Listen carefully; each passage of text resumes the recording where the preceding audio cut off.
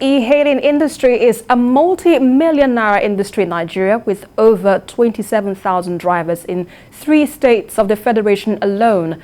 Well, oftentimes these drivers have come under attacks and some have lost their lives in the process. In this special report, senior correspondent Ivy Kanu takes a look at the security challenges these drivers face daily. The unemployment rate in Nigeria is high, and most youths, rather than wait for white-collar jobs after graduation, find alternative means of survival. One of such is e-hailing. They need to register through available apps as providers of a link between the riders and the drivers. In September this year, radiographer turned Uber driver Moronikeji Stephen wasn't lucky as he never made it back alive. The police said the suspect requested the service of the 27-year-old Uber driver online, lured him to the Mero area of Lagos, and strangled him to death.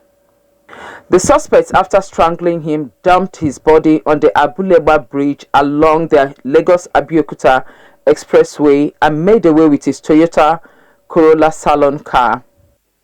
Osas God's Power uses both Uber and Bolt app, and he's been driving for over 4 years. We took a ride with him, and some of his tales are chilling. We have a lot of incidents whereby drivers were being kidnapped, robbed, they snatched their vehicle. Because like this morning, I had an experience whereby someone placed a request around Osakpa, London. Getting there, I called the person, said that he's coming, and I did not drop the call on time. I was trying to, I don't even really know what happened. I was just listening to the background, only for me to hear someone was saying on the background that she driver, he was speaking into Yoruba like, this driver, this one will be good now, let's use this one will be good. I don't know what they were really talking about. I've seen someone that placed a request. What I saw there was just AA. Who is AA? Is that a name? We, the driver, we have our own profile, but the riders, they are actually a big problem. Despite the risk, one wonders how he protects himself. Security. There is nothing like security here at all. When it comes about security in this job, I do tell people, if you want to go into this job, just know that your security is between you and your God. At the same time, you must be able to make use of your own instinct, to be able to listen to yourself. During the course of this report, it was difficult getting Uber to respond, but both with over 60% market share and also over 20,000 drivers responded to our email. Though there seems to be a monopoly of some sort of these digital platforms, as few dominate the e-hailing business in Nigeria, but there are some that are not as popular, like Active Rides, My Cab, and Commute, run by Nigerians who also acts as an intermediary between drivers and other app owners. He says their app takes these safety lapses into consideration. On our home platform, a user or rider must take a profile picture before your registration will be completed when you're signing up. But as it works right now, for the current e-ride-hailing companies, they don't do that profile picture thing. So you don't even know the person you want to go and pick. You might only just have the person's phone number, and then you call, hey, I'm here, I'm there already, and the person up in. And that security works even when you are online. We have a section of the app where if there's any issue, you just want to click on the SOS, it automatically accesses your camera. Yeah, and you can see the whole place in real time. 15 seconds, it stops. The video is automatically sent to us in the back end. He also laments what he called the Nigerian factor, where some drivers try to play smart with the app.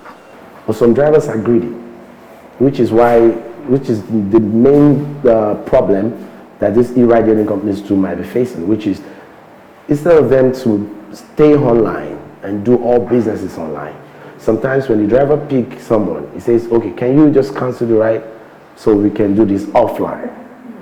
This is to, maybe it's a long trip. Maybe the guy is moving from Ajah to Abulegba, that's a very long trip, you know, and that fee might eat about 12,000 or 13,000, just like that.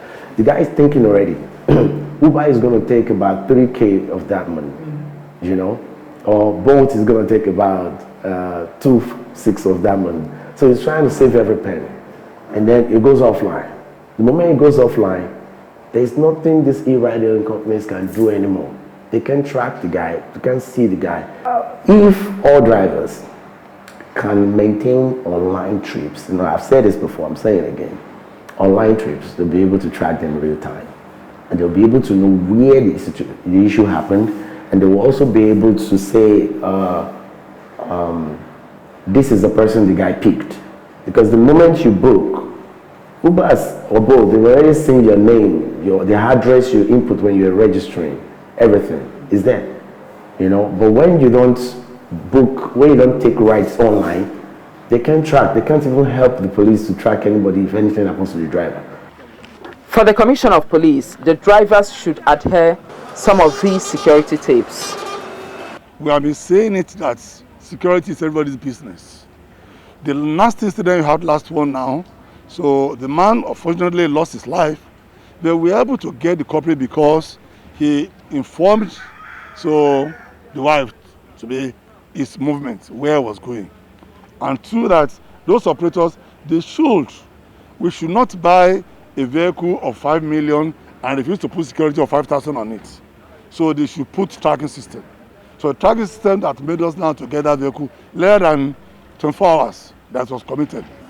Drivers have created a community of some sort on social media, especially on Facebook, where they outline some of their challenges and also give solutions to the best of their knowledge. Ivy Kanu, TVC News, Lagos.